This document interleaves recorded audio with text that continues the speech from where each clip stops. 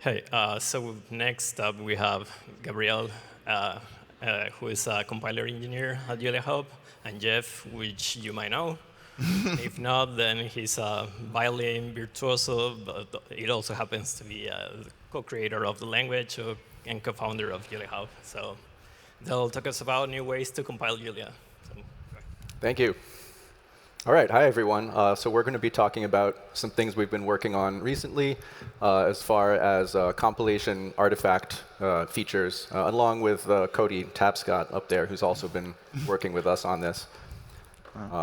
So here's the headline. And by the way, you've seen this already because the State of Julia talk stole our thunder. Thank you, guys. But this is basically the headline. This is kind of everything you need to know about we've been working for several months basically just to make this slide work, where you can write a short source file, hello.jl, that says c-callable function main. So c-callable is basically like extern C. It means generate this with a C ABI and name, and then we can print hello world and return 0. And then we have this new script. This is the first of two things we're introducing here. This is juliac, which is basically a compiler driver script. And you can tell it to output an executable. And then the second thing we're introducing here is this -- trim option, which means I want a small binary. And we're going to be talking about what that means. And you give it your file. And this generates a hello executable that is currently about 900K. That might not seem particularly small, but compared to the state of the art, if you build a Julia system image, it is well over 100 megabytes, and it can easily be 200 megabytes or even more, depending on what you're doing. So 900K executable is real progress. And you can run this, and it works. So this is basically the feature we've been working on. And this is currently available on a branch. I have a PR up where you can try this out. I think so. As far as some history, so I was the last time I was in Eindhoven in December, I gave this talk about what the situation was with Julia binaries and what we were doing to be able to generate smaller binaries. So this is a great sequel to this talk to hopefully show some progress. And I also want to point out, if you look at the bottom there, a very common response in the Julia developer survey is one of people's biggest requests / complaints is wanting to be able to generate smaller self-contained binaries. So this is one of the reasons we're working on this.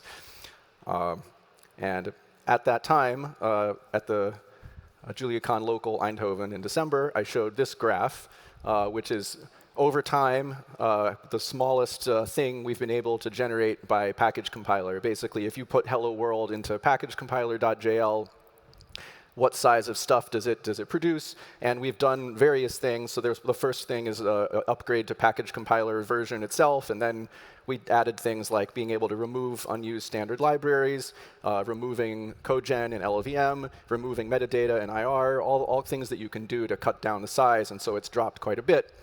And here is the next update. So we have the next update on that. It's a pretty dramatic drop. You actually have to look at a log scale to really see it, because it's actually quite significant. The trimming thing that we have now is a bigger difference even than all the other things we've done so far. So I think we're going to try to explain how this works. And so yeah, Gabriel, go ahead.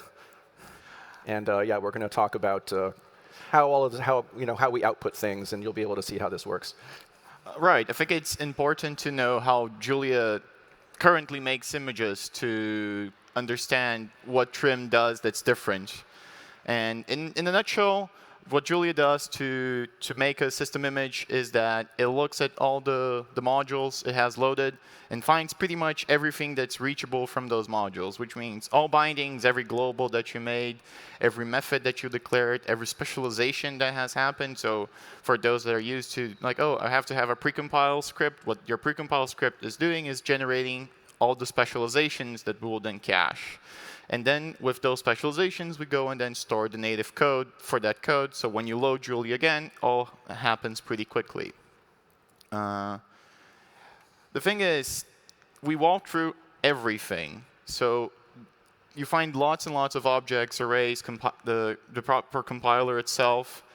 And there's a good reason to do that. Julia is an interactive language. It's very dynamic. So if you want a good repo experience, you are conservative. You save all that code. Otherwise, you have issues like, oh, I want to run this simple function. It has to compile the whole call graph for it, and that takes some time. And as a user, that's not super nice. But that leads to, well, it takes a while to load. It's really large in your disk. The relevance of that is debatable, but it is there. Like you can make system images that are several gigabytes if you include like differential equations and the SciML. Yeah, and importantly, since we generally assume our default use case has kind of been in the REPL historically. So when if you compile something, and it's going to be used in the REPL, we don't know what the user is going to type, right? They might ask for any function in there, so we have to include everything from all of the packages because so you can type names of all those functions.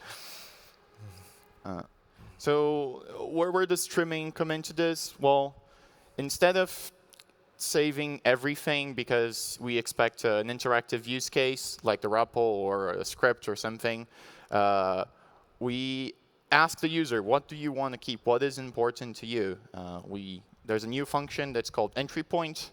It has the same API as precompile, and the idea is to use it very similar to how precompile works, which is basically telling the serializer, hey, this is what I want to save, and anything that's reachable from that function will be saved so that your code works. But all the extra things, the compiler, linear algebra if you're not using, and everything else gets thrown away. So basically what you're exchanging is dynamicity. So if you reach new code, you can't generate it. You threw it away. But now you have a smaller size. It's faster to compile. I think people that have used package compiler have complained that it takes several minutes to compile a Julia binary. The idea is to bring that down to the order of seconds, and maybe even lower. And load time. I think the first slide Jeff showed, Hello World takes under 50 milliseconds, and now you're starting to, like the shell delay is a relevant amount of time on something like that. And I think we can talk about a little small, simple call graph. Yeah, so here's just to illustrate what this kind of looks like. If I start with this main function, which is very simple but sort of still non-trivial, because I generate a random array and then broadcast the sign function over it. And what we're going to do is once we run all of the optimization and inlining passes and everything over it, we start then looking at the code. We start looking at main, which is right in the middle there. And we start looking through and compiling through the code and finding everything that it calls and finding everything that that calls. And so in this case, this is what you end up with. So after optimizations, it looks very different. We find that main is calling, well, it might throw a bounds error. It calls sign, which might call sign domain error. And it calls some inlined random number generation functions. So it might call these either the SIMD or the no SIMD version of the RNG, and so on. But then once we reach all of these functions, anything that doesn't have an arrow coming out of it is basically a leaf function. And then it's just some straight math, essentially, and it doesn't call anything further. So when we have this situation, we know the full, as we call it, static call graph of the program. And so we know we have proven every piece of code that's going to be needed at runtime. And so in that situation, we know we only need to keep this stuff and delete absolutely everything else, with some exceptions that I'll mention. So there are some limitations to this. So this is a bit of it's a strange thing. It's not something it's not similar to any way we've compiled Julia in the past, because we're doing this extra step of basically going through and deliberately deleting things. So we're this is a destructive process on the stuff you have loaded into the system. So we do try to support all the language features. So there's nothing, like exceptions or garbage collection or something. There's no feature like that you can't use. You can use every feature of the language. But some things might break or might work differently. And the best way to understand it, to get a mental model of what works and what doesn't, is just to basically think about exactly what it's doing. Which is that we are going to delete some things. So if you do reflection, like reflection on bindings by, say, constructing a symbol out of some random string and then trying to look that up in a module, that might have been deleted, so it's not going to produce the result you expect anymore. Or if you do things like looking at method tables at runtime, you will not have the full set of methods that's normally there. Fortunately, it's pretty rare for programs to do things like that. It would be pretty easy to avoid, I think. So, but technically, things like that will change. And then also, to allow us to delete some things, some code patterns might get in our way of the ability to determine that full static call graph. So if we can't determine a static call graph, we can't meaningfully delete anything. And for that, we're going to need compile time errors, which when you opt into this, you're going to be opting into these kinds of errors as well. Right. Like the idea is, we want you to, while developing this, we implemented the deletion before we actually had the errors, which led to very fun seg faults and all the other errors, because you deleted something that you then discovered that you actually needed. So basically, the approach we then took is, OK, we need to know every piece of code here that might use something non-obvious. And I think like the very classic thing is a dynamic dispatch. A dynamic dispatch is an edge in your call graph which cannot be statically followed through, trivially at least, because you might find multiple methods on the same call site. So for example, if a call site finds too many methods, you're doing, I don't know, push bang on any, you will find hundreds of options of methods. And basically we say, OK, that binary is going to be super large. The user is not transparent to the user why that binary is so large. So we just error and say, OK, we detected a dynamic dispatch here. Figure it out. Change your code slightly. Make it more type stable. Change how you structure it so that we can then compile it statically. And we do have to make some judgment calls there. So certain things obviously work. So if a call site we know it has exactly one method match, that's obviously great. That's fine. But that's not really. We found it's not really enough to handle a lot of reasonable real-world things that happen. So we also allow if there are multiple call targets, but they're all very concrete. So if, for instance, if you have an abstract type that has 5 subtypes and there's a method defined on all of those and it might call any of those, that's probably OK to include those 5 methods to handle those cases, because you're sort of using dispatch as like a sort of a fancy switch statement. So that's sort of OK. So we have to kind of make a judgment call about what is and isn't OK. Otherwise, you'll get if you have a call site where we don't know what function is called and we don't know what any of the arguments are, which is possible to do in Julia, we'd have to include every single thing, and then you'd get no trimming. So we have to kind of, there might be some tunable knobs for this possibly at some point in the future for how much trimming what kind of call targets do I want to be able to handle. And so as we've gone through and tried various programs with this, there are certain common problems that we hit. So the things that will tend to come up right away is like dynamic standard out, for example. So the base std out variable is an untyped global because you can redirect standard out at any time to any other kind of I/O stream. So if you do print with one argument or you print to standard out, we don't know where that call is going. So this is something that you'll hit a lot. Unfortunately, logging is another one because the logger is also dynamically configurable. So any logging statement, we don't know, what logger it's going to hit. So that will happen. And another huge problem is actually the dunder init methods that exist in base and in many packages. The interesting thing about those is that semantically, we promise that they run first before anything else. And then we can't tell what code might depend on those having run. So any init methods that are there to be strictly correct, we have to keep all of them and continue to run all of them. Because, we just don't know what might be depending on them running. And so actually, there's a huge amount of the remaining space, the 900K in Hello World, and even the startup time, which the startup time is OK, but it could be a lot better. It's actually all because of that. It's all of those init methods that are setting up your active project and looking at paths of things, and who knows what. That's all still happening in there, and so that's actually a big reason for that. The next one is great because I put catching exceptions on there because typically we haven't known the type of caught exceptions, but as of about half an hour ago, I could delete that line. That's now obsolete because thank you, Shuhei and Keno. Now we do know the types of exceptions, so we can delete that one. That's good. And generally, type unstable things. If you have take something out of an any array and call a method on it, that's probably going to be a problem. Yeah. So this is just an example of an error that you might get. Here we're using the logger because it's a very common case.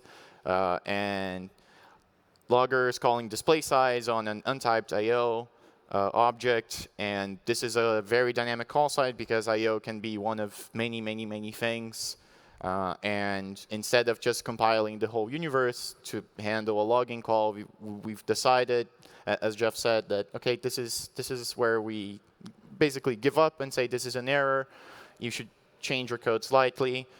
Cody very specifically has been working on making the logger more manageable for this workflow because while we can change some things in base not to use the logger, add info, add warn, and add error are used very extensively around the ecosystem.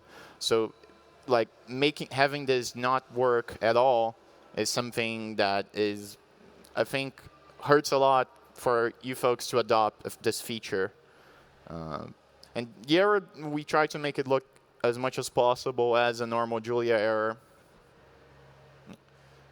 And so one simple example, I think we showed the hello world executable. This is basically the hello world shared library. I have a little function that takes in a pointer to a double array and just calls sign on every one of its values.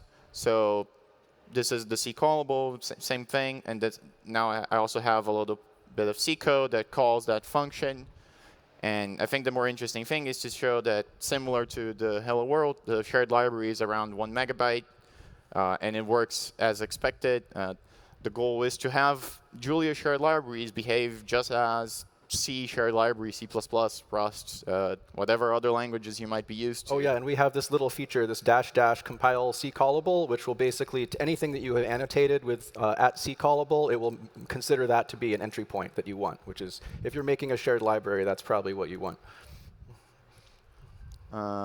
We also have, I think, this is, of course, a very experimental stage of this feature. We have lots of work to do, and a couple upcoming things are we want to at least the init methods in base to be reduced.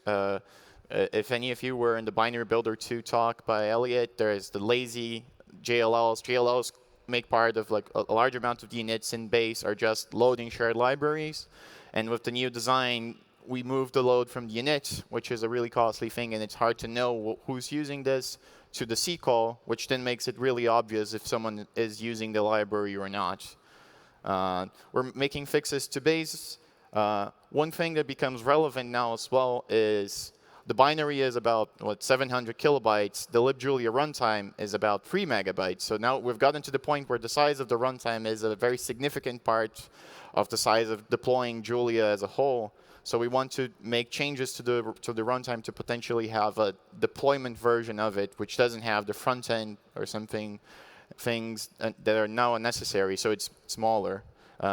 Together with the deployment, we want a fully statically linked version of it so that a user doesn't even need to link to the Julia runtime. It's just one compact binary that has everything it needs on its own. And if you deploy it somewhere, someone won't even know that it contains Julia.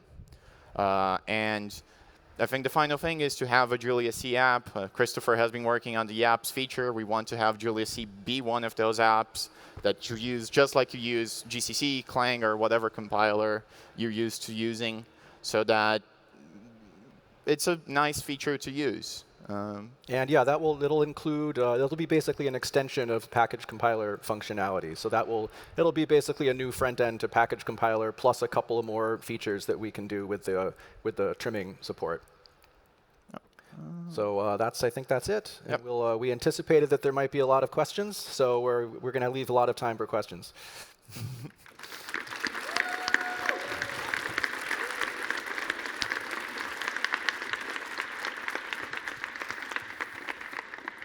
So we have our first question there.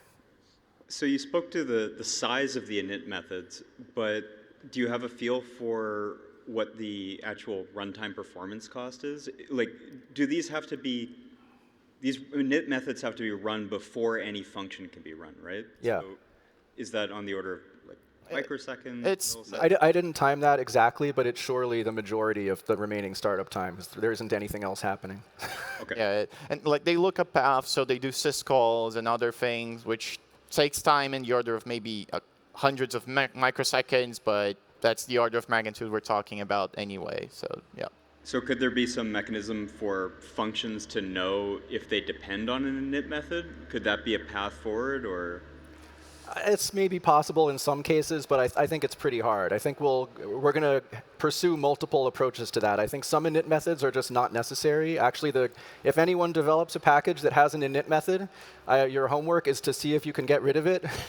And a really good way to deal with it is to actually do an initialization lazily. So basically, like the first time a function that needs it is called, do like if not initialized, then do the init then. And then that will totally solve the problem, because then if no one calls one of those functions, that you're basically putting in the information that this function depends on the initializer. And then so if one of those isn't used, the init won't be needed. And so that's the best general way to deal with it. And so we'll be going through things and trying to do that and seeing if we can just cut them down generally. So we'll take one question there and then over there. Go ahead. Oh, sorry, I thought it was someone else. So you said all the features are still there, but you also compiled to a binary smaller than libjulia? Yeah, so that binary still depended on libjulia. Ah, so that needs to link to the Julia runtime. Yes, yes. Cool, thanks.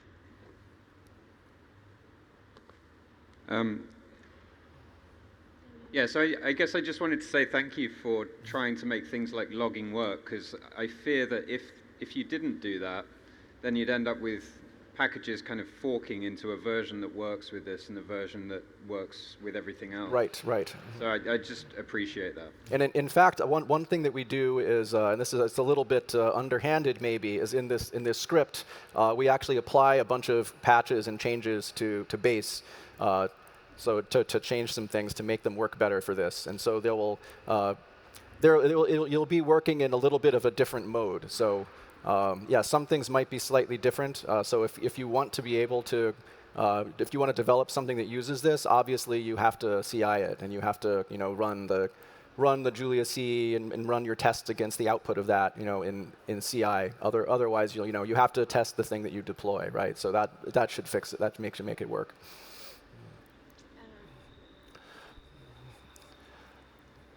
It seems like the way you're talking about it, the too many call sites problem is different than union splitting and max methods. Do you want to talk a little bit about why that's a different problem and why you're not using the same system for the two? Yeah, that's an excellent question. Yeah, so type inference has this max methods parameter, which is basically when we're doing type inference, if a call site has multiple possible targets, how many should we bother to look at and infer into before just giving up and saying, OK, it's too many, it's any. And that actually has to be a very small number. It's currently 3. It could even be 2 or 1. And it has to be a small number because, especially as you have abstract typed call signatures, and that fans out into various other abstract signatures, which will lead to even more abstract signatures, and it actually really blows up, and you can get the time it takes to infer things it must be like at least exponential or something in that parameter. It's like very exponential in that I think if you turn it up to like 5 or something, you can't even get a system image to build. It's pretty crazy. So that you can't really turn up very much. But in this case. Interestingly, we don't necessarily need to know the return types of things. We are not really concerned with that. All we need to do is identify things that we need to compile and put in the output so that they're there available to be called if you hit one of them. So even if you have a call site with 20 targets, we know that those 20 targets exist. We can just say, OK, compile all of them. And we might not know the return type, but that might be OK.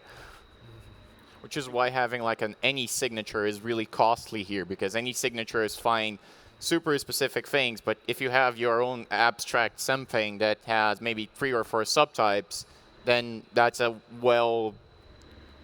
behaved call site. Or actually, yeah, the good way to put it is that the number of things we compile here is bounded by the total number of methods in the system. It can't be bigger than that. But in inference, it can be much bigger than that because it can be every method times every possible combination of types. On your back, Matt. There you go. Yeah, at some point you mentioned that it's a problem if you have untyped untyped containers and you pull functions out of them and call them. And that's pretty much what Markey does all over the place with its observables. So would it be enough for a function of a given type, or like a certain function, to be pushed to a vector so that it will be included because it has been referenced by this push function? Or does it actually have to be called? Because that would be, I guess, more difficult to do. So yeah, there are several approaches to that. But yeah, okay, so go ahead. We've been working exactly because we've seen this pattern in several code bases, and I think there's a couple approaches. One of them is what Cody and I have been working on, which is for those people who have used some like a function wrappers.jl. That approach of instead of putting a raw function object, function with a capital F, you put a function wrapper which has a well-defined call signature, because it's very often that you know what types are going into that function, you just don't know what you're calling there. But function wrappers doesn't precompile, and the idea is to make a version of it that actually properly precompiles and works well in this mode. There are other options that we are also working on, which is basically a little bit more unsafe, which is, oh, I promise that on this call site, anything that gets hit, that this is roughly implemented right now, but I promise that anything that is on this call site will be precompiled. So you basically take the responsibility out of the compiler, and if you haven't precompiled, you're going to get a runtime error, basically a code not found error. That's another option that is possible. And maybe there are other options as well, but we'll see. Yeah, cool. Thanks. Over there, around. Okay.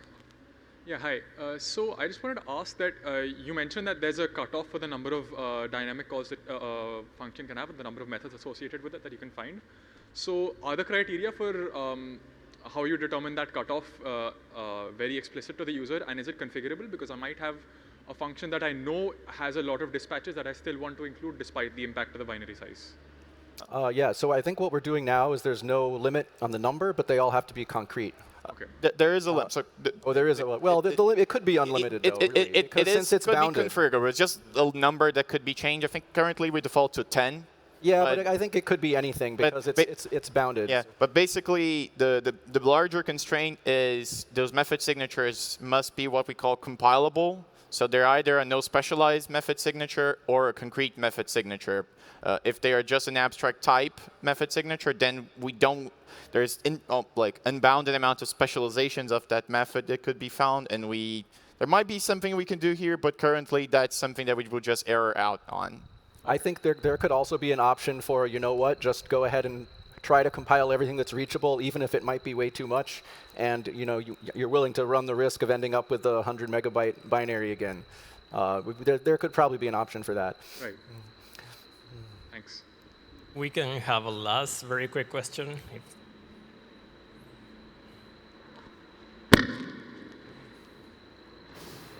It's a very short question.